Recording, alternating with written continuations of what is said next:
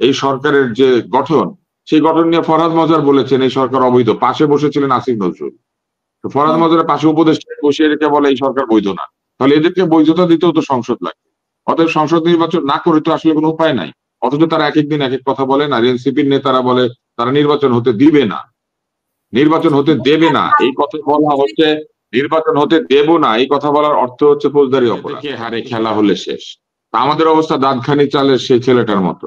আমরা বসে বসে দেখি খেলা হলে শেষ, কে জিতলো কে হারলো দেখবো, দেখিব খেলাতে কে হারে কে জেতে, খেলা হলে শেষ দাঁতখানি চাল মসুরের ডাল।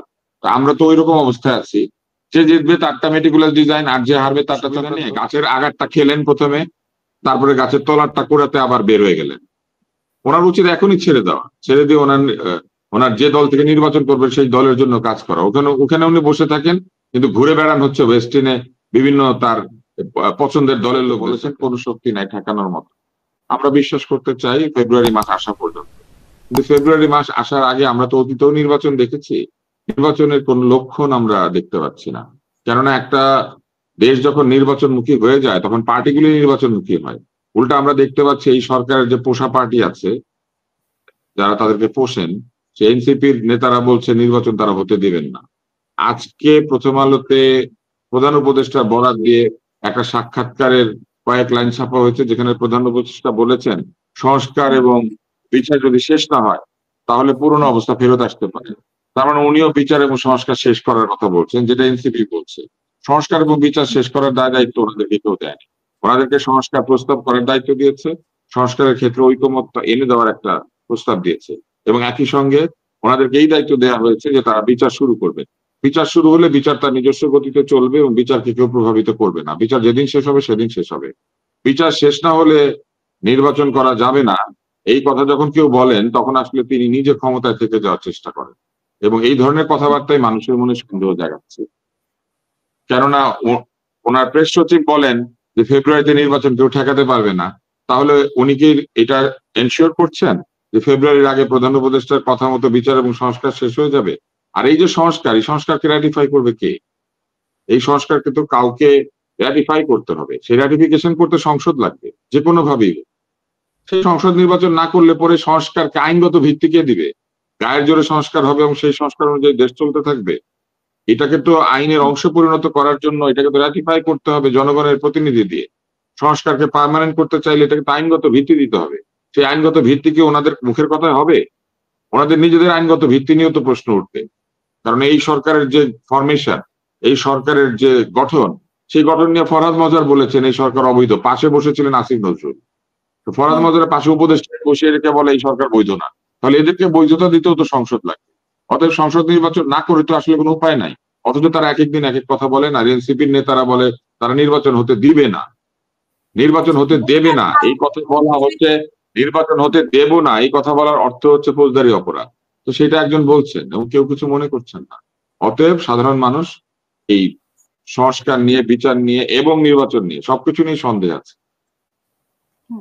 এবং আজকে সার্জিস আলম যেটা স্ট্যাটাস দিয়েছেন যে গণপরিষদ এবং সংবিধান বাতিল, ঠিক 2 দিন আগে আমার সাথে ফরহাদ মজহার একটা সাক্ষাৎকার দিয়েছিলেন, তো উনি এই কথাটাই বলেছিলেন যে গণপরিষদ নির্বাচন হতে হবে। ঠিক সার্জিস আলম যে স্ট্যাটাস দিয়েছেন উনি সেটাও, যে সংবিধান বাতিল করতে হবে, সংবিধানে এই সরকার বৈধ না, আপনিও বলেছেন। এবং উনি যেটা বলেছেন আর কি, আমি কিন্তু বলি নাই, ফরহাদ মজহার বলেছেন। তাহলে উনি যে নির্বাচনটা করবেন সেই নির্বাচনটা অবৈধ হবে, উনি যেটা বলছেন।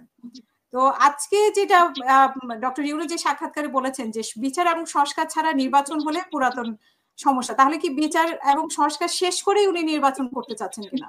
এটা ওনাকে উত্তর দিতে হবে। উনি তো বিদেশিদের ছাড়া সাক্ষাৎকার দিতে চান, এটাও তো বিদেশিদেরকে দিয়েছেন। উনি তো বাংলার চেয়ে ইংরেজিতে সাক্ষাৎকার ভালো দেন, এই জন্য তো উনি এটা বিদেশিদেরকে দিয়েছেন। উনি ঘন ঘন বিদেশে সাক্ষাৎকার দেন।